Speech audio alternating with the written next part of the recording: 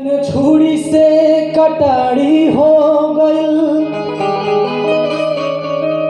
रूप के दुनिया पुजारी हो गइल। केहू नजरिया में आके बस जब जाई तो जनहाज प्रेम के बीमारी हो गइल। पियावा सिवान से और पियावा सिवान से अनहर भइल बर्तन देहिया दलिदार जाई, बर्तन देहिया दलिदार जाई। पियावा सिवान से अनहर भइल बर्तन देहिया दलिदार जाई, बर्तन देहिया दलिदार जाई।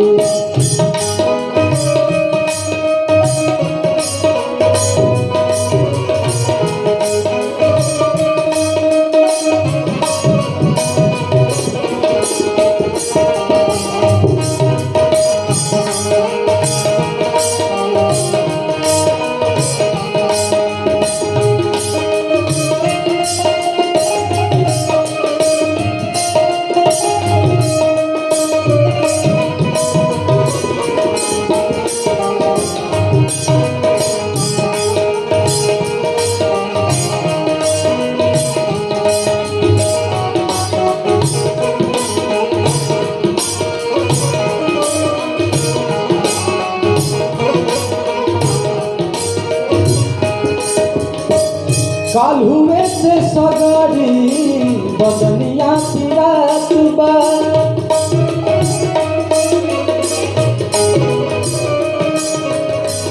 काल्हुए से सगरी बदनिया पिरात बा।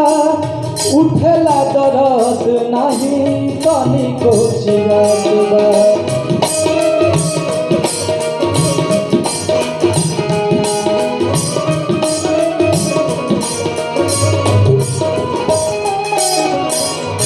पियावा कैचिको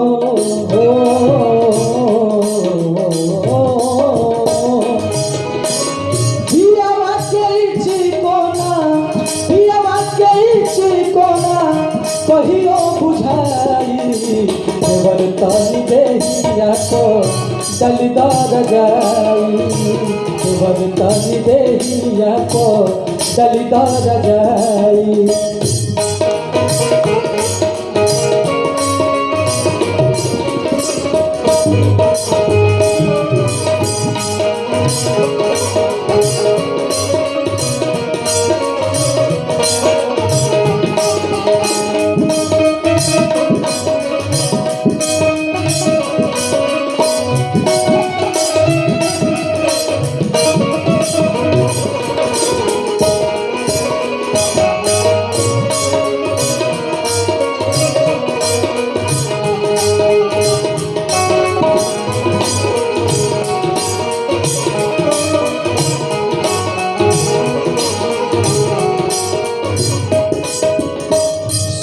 चाहे ओझा के सोझा बोलाई दो,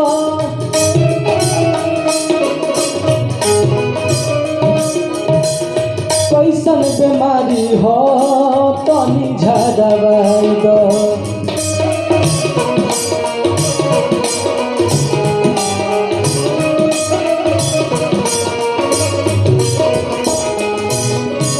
सोखा चाहे ओझा के सोझा बोलाई दो, कैसन बीमारी हवे तनी झड़वाई दो।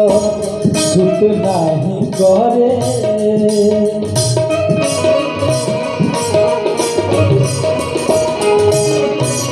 सुत नहीं करेला, सुत नहीं करेला, सुत नहीं करे अंग भेजी दवाई देवर तनी देहिया को दलिदार जाई देवर तनी देहिया को दलिदार जाई पियवा सिवान से